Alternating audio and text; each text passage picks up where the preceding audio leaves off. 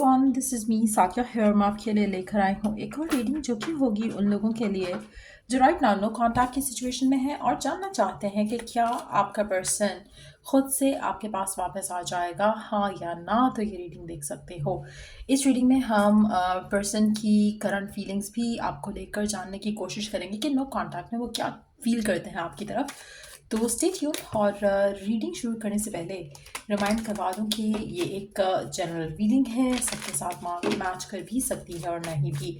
तो जो बातें जो मैसेजेस मैच करते हैं उन मैसेजेस को पिक करो और बाकी सबको छोड़ दो। अगर आप पर्सनल रीडिंग्स चाहते हो पेपॉल से या इजी पैसे से पेमेंट कर सकते हो। सिर्फ तभी रीच आउट करो ताकि आपका भी टाइम वेस्ट नहीं हो और मेरा भी। सो जो भी स्पेसिफिक समवन है जिसके साथ राइट नाउ नो कॉन्टैक्ट चल रहा है, थिंक ऑफ दैट पर्सन ताकि हम उनकी एनर्जी को टैप इन कर सकें। लेट्स सी कि क्या ये पर्सन खुद आपके पास वापस आ जाएंगे, हाँ या ना।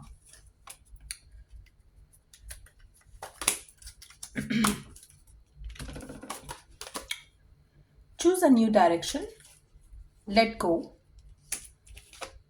big happy changes.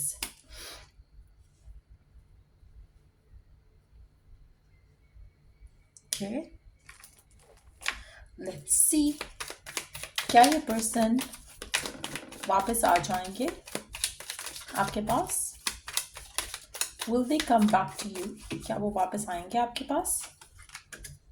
Four of Cups, Temperance, Ten of Wands, the Magician, Knight of Swords, Three of Swords, Ace of Swords,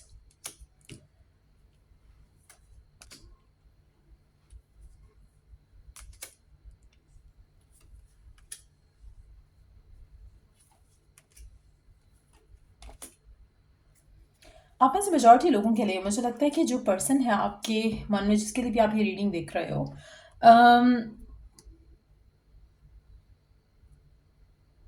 आपके person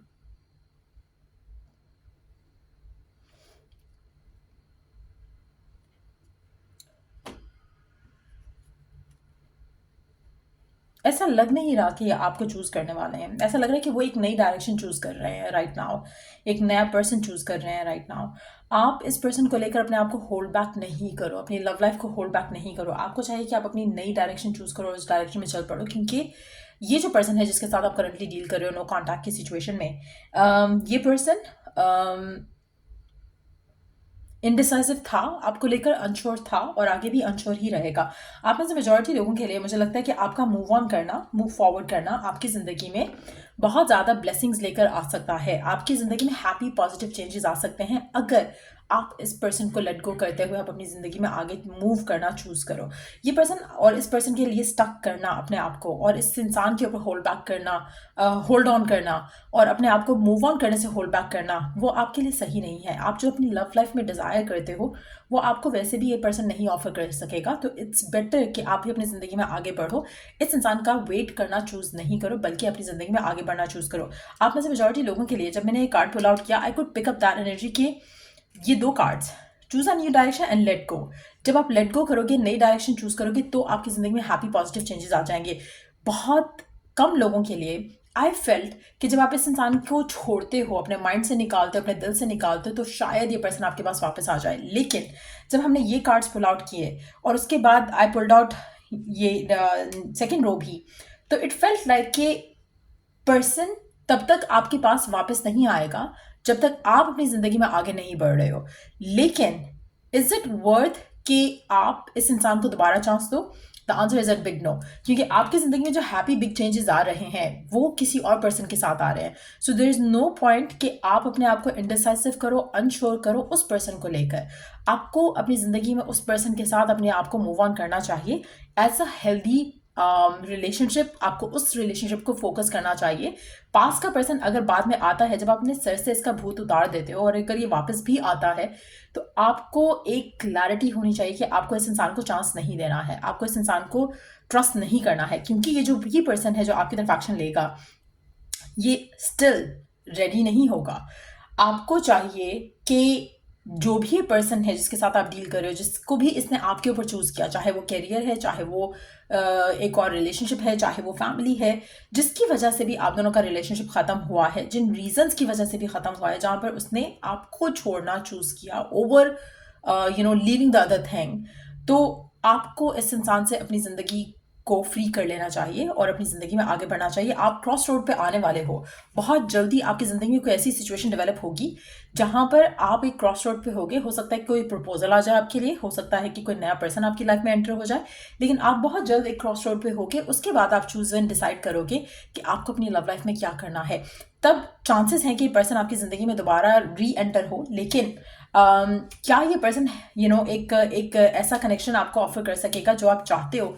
the answer is a big no. वो भी मैंने कहा 1 या 2 लोग होंगे आप में से जिनके पास आपका एक्स वापस आएगा, जिसके लिए आप ये रीडिंग देख रहे हो, लेकिन आप अपनी ज़िंदगी में आगे बढ़ चुके होगे और आपको आगे ही बढ़ना चाहिए अपनी ज़िंदगी में, क्योंकि उसमें आपकी खुशी है, उसमें आपकी भलाई है, उसमें आपकी सारी ड्रीम, सारी डिज़ायर पूरी हो जाएंगी इस इंसान से मूव ऑन करने के बाद। सो करंट सिचुएशन को, करंट पर्सन को लेट गो करो। ये पर्सन आपके पास वापस ज़रूर आएगा। आप में से मेजॉरिटी लोगों के लिए ये पर्सन आपके पास वापस ज़रूर आएगा, लेकिन जब आप अपनी ज़िंदगी में स्टेबिलिटी चूज़ करके आगे बढ़ चुके होंगे। सो इस इंसान का आना ना आना मैटर नहीं करेगा। आप में से बहुत कम लोग होंगे जो इस डिसीजन में आएंगे कि शायद आपको पास्ट वाले पर्सन को चांस दे देना चाहिए या उसके साथ पैचअप कर लेना चाहिए।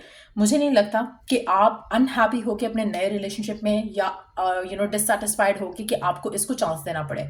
मुझे लगता है कि आप अपने सर से इस इंसान का भूत उतार के ही नेक्स्ट कनेक्शन में जाओगे, लेकिन आप में से कुछ लोग होंगे जो कि इस इंसान को वैल्यू देंगे और अपने रिश्ते को ख़राब करेंगे जो करंट रिलेशनशिप होगा।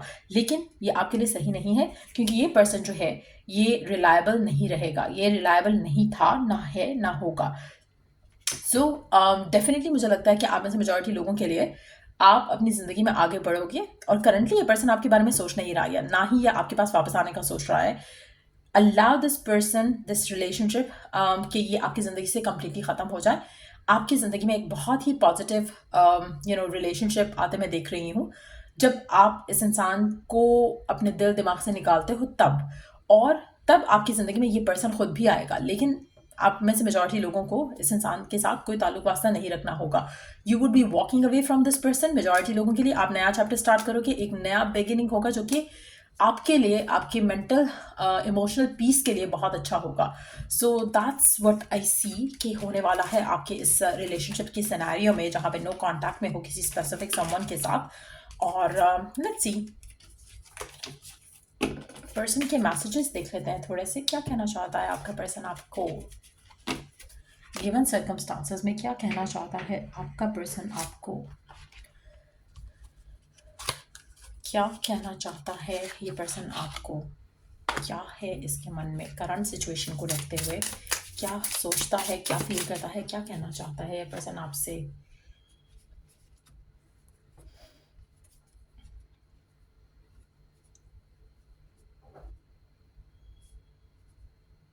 इस पर्सन के दिल में आपको लेकर, इस कनेक्शन को लेकर एक नेगेटिव इमेज है करंट सिचुएशन में।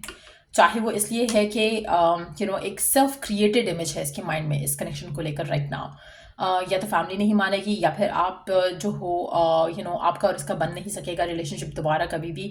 जो सिचुएशन हो चुकी है उसको लेट गो करना चाहिए, दोबारा पास में नहीं जाना चाहिए, दोबारा चांस नहीं देना चाहिए। सो कुछ ऐसा इसके मन में एक नेगेटिव बिलीफ है आपको लेकर, इस कनेक्शन को लेकर। दूसरा, ये पर्सन आपको लेकर जब भी सोचता है उसको लगता है कि इसको बहुत ज़्यादा वल्नरेबल होना पड़ेगा, अपने आप को ओपन अप करना पड़ेगा, और ये इस इंसान का नेचर नहीं है, जिसकी वजह से आपका रिश्ता इस इंसान के साथ फिलहाल नहीं बन सकता। कोडिपेंडेंसी का फियर है इसको। एक चीज़ ये हो सकती है कि आप इसके ऊपर बहुत ज़्यादा हैवीली डिपेंडेंट हो जाते हो, जिससे ये घबराता है।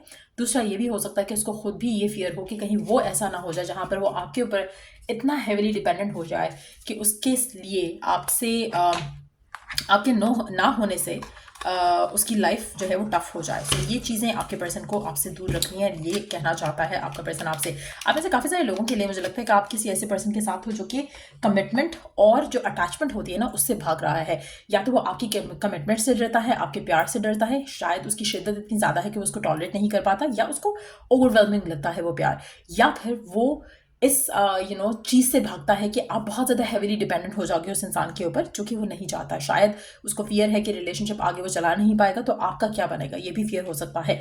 बट ये है रीडिंग आप लोगों की। अगर आपको इस रीडिंग से हेल्प मिला हो, गाइडेंस मिली हो, तो लाइक शेयर सब्सक्राइब जरूर करो।